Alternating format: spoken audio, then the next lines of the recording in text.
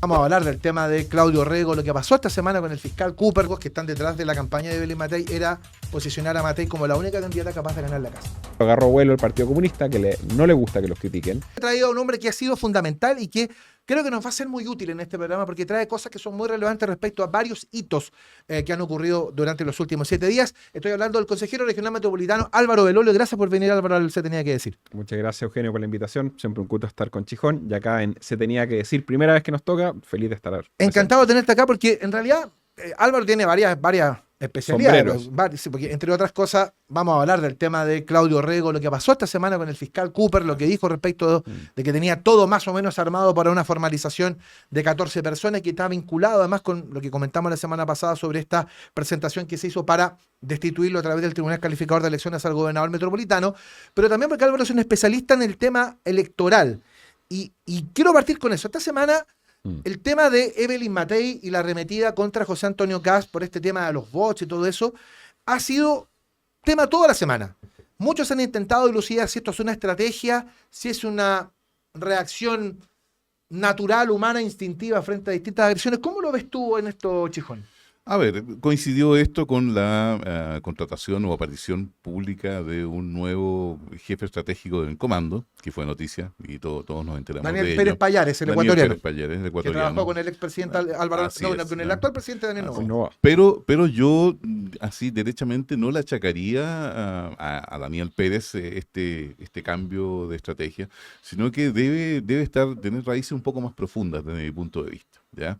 Hay ahí ciertos elementos que, en fin, es muy difícil para cualquier candidato o candidata, sea quien sea, digamos, de repente separar, y se debe hacer, en política se debe hacer, pero una cosa es el deber y otra cosa es la realidad. Y a veces separar elementos que a uno lo pueden tocar muy personalmente de otros elementos que corresponden a la acción política.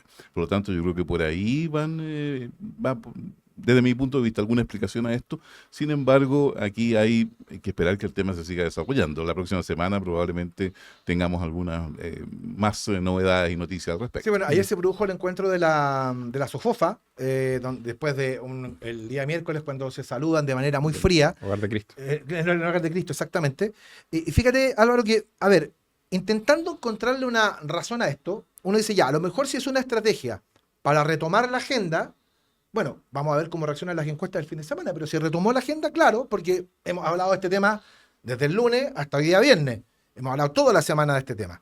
Podrá, ahora, con las pisadas de callo del caso, con las tensiones internas en Chile Vamos, las tensiones con republicanos, en fin, justo en el momento en que se está negociando este tema de los pactos por omisión, en fin.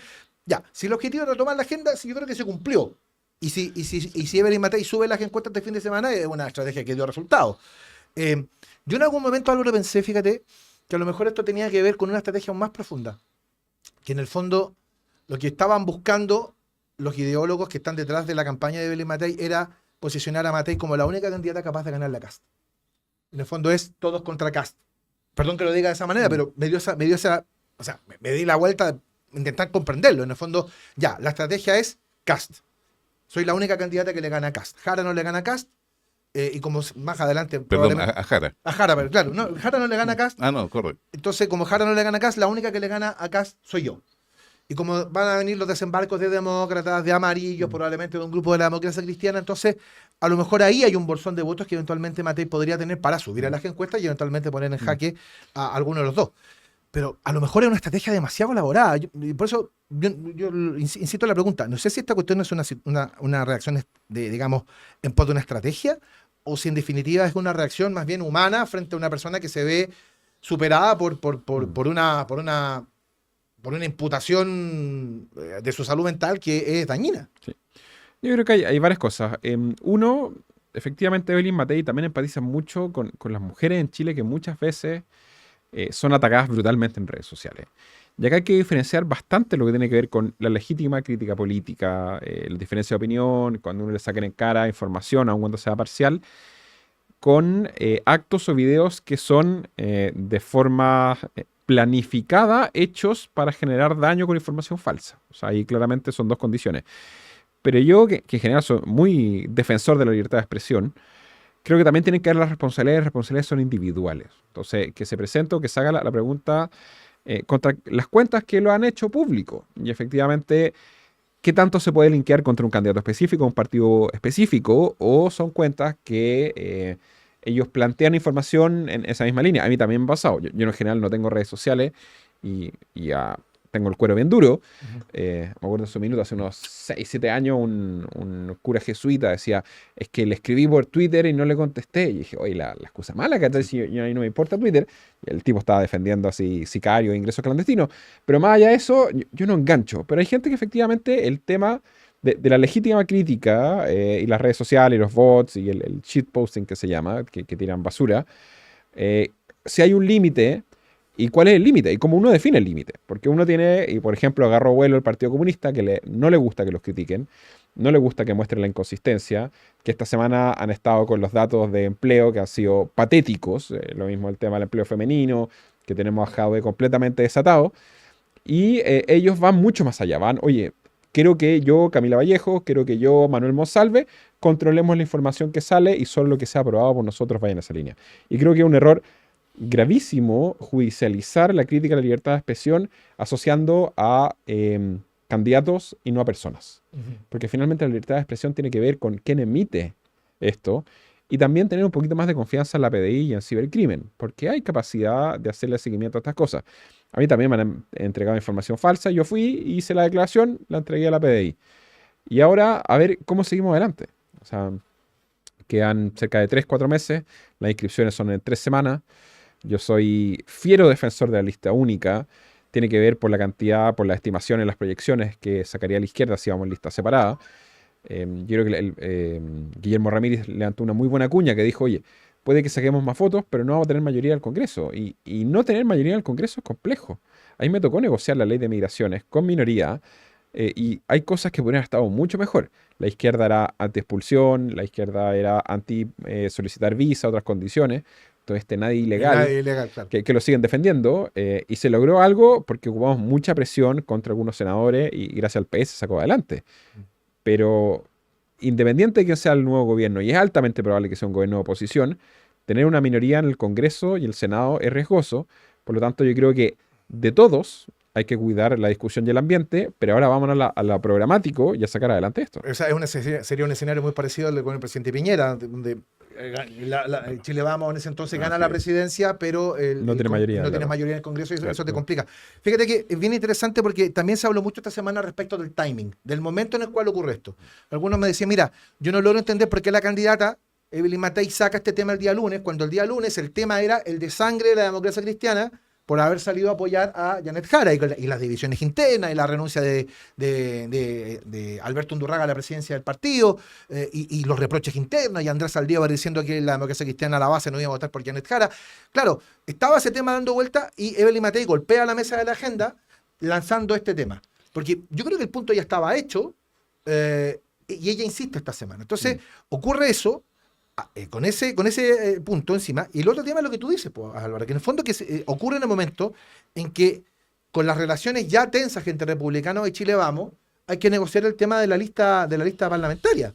Y es ahí donde quizá va a ser el tema más complejo, el tema de cómo vas construyendo o reconstruyendo puentes, considerando incluso, creo yo, que si llega a ganar José Antonio Kast o llega a ganar Evelyn Matei, cualquiera de los dos que gane la elección presidencial, van a necesitar ser uno al otro, ¿no? Eso es una, digamos. Ahora, hay un estudio bien interesante de la Universidad de Itela, que aunque se hizo para otro electorado, digamos, tiene ciertos ecos acá en el electorado nacional.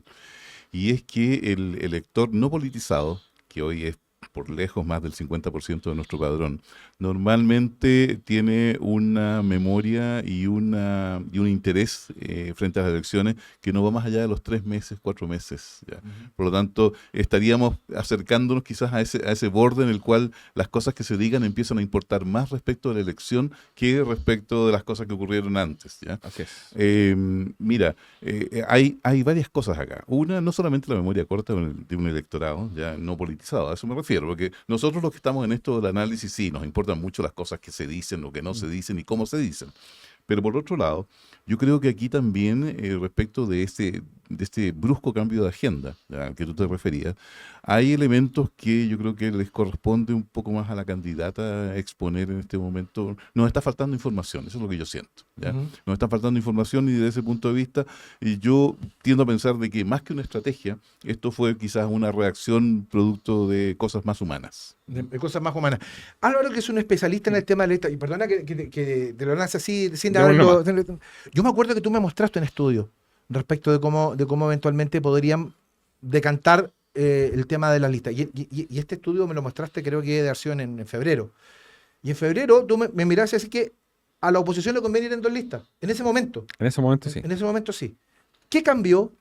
En general, en términos de llevar candidatos y viendo la proyección, yo pensé que jamás el actual oficialismo se iba a poner de acuerdo a llevar una lista. ¿Y te parece que existe esa posibilidad? Porque ¿El oficialismo? el oficialismo... O sea, igual hay cosas raras, porque por ejemplo, viendo los cupos y otro, estaría quedando afuera Irací en Santiago, estaría quedando afuera Daniel Jadwe, que es la gran figura del Partido Comunista, en competir por Recoleta, que es su comuna, varios de los emblemáticos. O sea, Jaime Mulet, que fue a la primaria del oficialismo, estaría quedando fuera de candidato a senador por Atacama. Entonces, a ellos les complica mucho apretar. La Democracia Cristiana, cuando acepta, es por ciertos cupos. Ayer salió en el Mercurio un reportaje sobre los cupos que está pidiendo. Pero está pidiendo cupos para Gaspar Rivas en Valparaíso. Increíble, Gaspar Rivas terminó en la Democracia Cristiana, es una cosa rarísima. Yo creo que representa bien a la Democracia Cristiana en todo caso. ¿Qué ácido? ¿Qué otra discusión? Pero está muy raro y deja mucha gente afuera del Frente Amplio, otros que tenían legítimo. Y hay un tema que se conversa poco. Si el oficialismo va en lista única, el financiamiento a los partidos, porque van a obtener menos, y tanto de retribución por cantidad de votos y otros, va a disminuir de forma importante. Por lo tanto, ellos están jugando una especie ahí, a los que les gusta el póker, un all-in. En la lógica que saben que no van a ganar, que Janet Jara es la candidata que creó 100 empleos en un año, que aumentó el empleo femenino, ha sido un desastre, pero que van a tratar de atrincherarse en el Congreso. Y las estimaciones, hay una página que a mí me gusta mucho que se llama Silla Caliente, en que dice que si la izquierda va unida y la derecha va separada, la izquierda puede sacar 87 cupos. ¿Y por qué me complico el 87? Porque con 89 tú puedes cambiar las leyes constitucionales. Los 4/7. Exactamente. Y entonces, si la izquierda fuera separada, yo no tengo grandes problemas en términos de números en que fueran separados. Si la izquierda fuera... Porque yo he escuchado eso esta semana. Que precisamente lo que tú decías, Álvaro, que en el fondo hay complicaciones con el partido Mulet, con el Frente Regionalista Verde. Sí, con el comunista. Con el Partido Comunista en particular, porque son 2 figuras muy importantes, Hasler y Jadwe, que quedarían fuera. Todos quieren cupos. La primera tirada eran como 400 solicitudes para 182 cupos. 183 cupos. 183. El último número que conocemos es que hasta el momento lo pudieron rebajar a 249.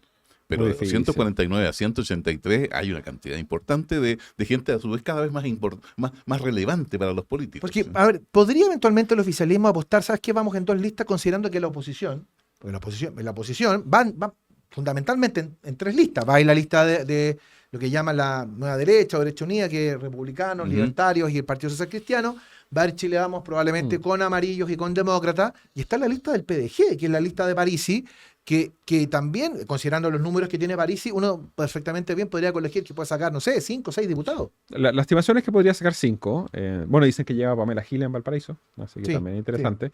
Sí. Pero bajo ese escenario, ahí, claro, la oposición podría lograr 80 diputados, que finalmente te da un equilibrio razonablemente similar a lo que hay hoy en día y te permite tener cierto nivel de gobernabilidad. Pero la izquierda unida, al final, van a decir...